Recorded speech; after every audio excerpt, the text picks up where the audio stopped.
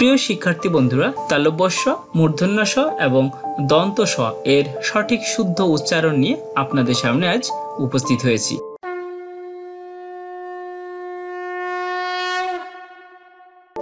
হরে কৃষ্ণ।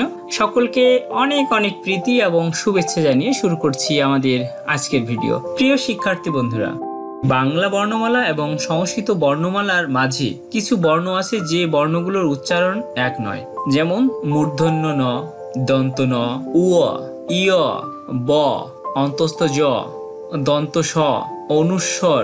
এই বর্ণগুলোর উচ্চারণে অনেক পার্থক্য রয়েছে।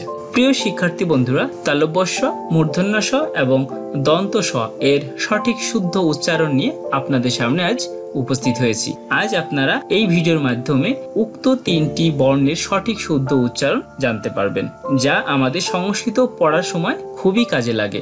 প্রথমেই দেখুন তালব্য স রয়েছে, যার উচ্চারণটা তালব্য সই হবে। যেমন দেখুন ঋষি কেশ, এখানে আমরা রেড মার্ক দিয়ে বুঝিয়ে দিয়েছি। এই তালব্য স এর উচ্চারণটা তালব্য স এর মতোই হবে।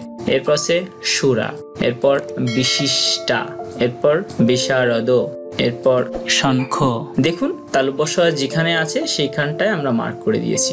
একটা জিনিস আপনাদের জানিয়ে রাখি, আমরা এখানে যে উদাহরণগুলো ব্যবহার করছি এর 95% উদাহরণ আমরা শ্রীমদ্ ভগবত গীতা থেকে নিয়েছি। অতএব আপনারা মনোযোগ সহকারে ভিডিওটি দেখতে থাকুন, যার ফলে আপনারা যখন শ্রীমদ্ ভগবত গীতা পাঠ করতে যাবেন তখন অনেক শব্দই আপনারা এখান থেকে পেয়ে যাবেন, তখন আপনাদের পড়তে আরো বেশি সুবিধা হবে। আমরা চলে যাচ্ছি মূর্ধন্য স।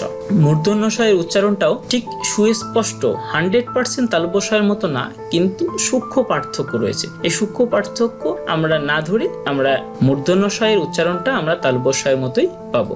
যেমন এখানে আছে সুঘোষ মণি, এখানে দন্ত স এর উচ্চারণটা আমরা স এর মতো নিয়েছি, পরবর্তীতে আমরা বুঝিয়ে দেবো। এই দেখুন মূর্ধন্য স এর উচ্চারণটা তালব্য স এর মতো।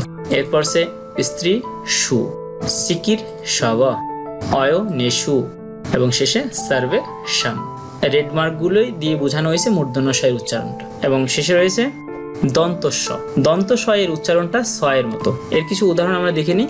যেমন হবে সহ দেব, সর্ব সা, সমাগতা, সি দন্তি, মধু সুদন।